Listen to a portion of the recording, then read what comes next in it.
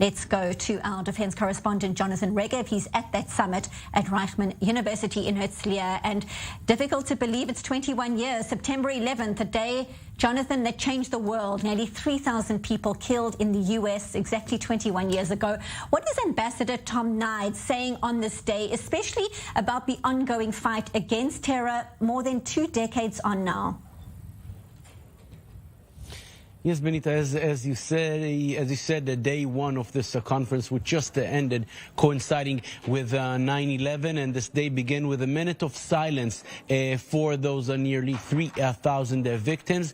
Following the minute of silence, Ambassador Tom Nides spoke, and the one thing that he said is that the bond between Israel and the United States is unbreakable because both countries share the same values of democracy, same values of freedom. These were the exact values which were attacked on that day, on 9/11, and the fact that they were attacked and made these countries come even more together. That is why we see this strong relationship now. Yes, there are differences, some of them even echoing here when Ambassador Nides spoke of the fact that this administration is still looking for the two-state solution, something that we know that most Israeli officials already pretty much, we could say, backed off from. And we also saw differences last week when it came to the engagement and fire opening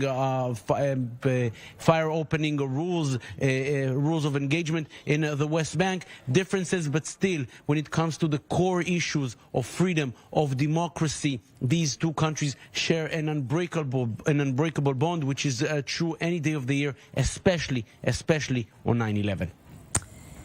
And Israel has its own security threats, as you've been talking about, not only on the global front. It's constantly tackling the top echelons of the country's security establishment are at that conference where you are. What kind of message are they sharing, Jonathan? Tell us more.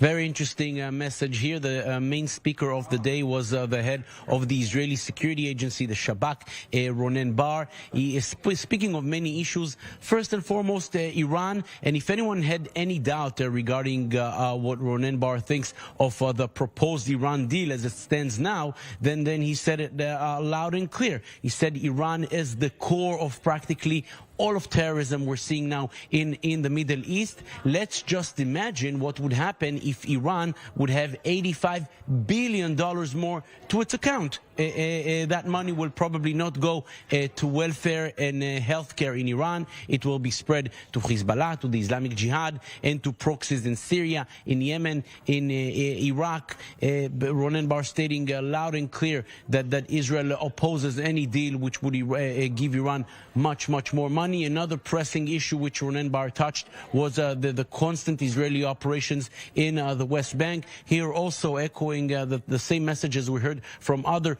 Israeli officials, the fact that Israel is operating constantly in the West Bank, and especially in the northern West Bank. The areas of Jenin and Nablus are due to the fact that the Palestinian security apparatus is practically nowhere to be seen. And if there's no Palestinian security apparatus, there's a vacuum, and it leaves Israel with no other choice than to go into that vacuum and make sure terrorism is being fought in that area. The only way we will stop operating, says Ronen Bar, is if the Palestinian security apparatus does that dirty job. For the moment, they're not doing so, leaving Israel with no other option but to keep working in that area night after night after night. We've seen this for a few months now, and probably for some time to come.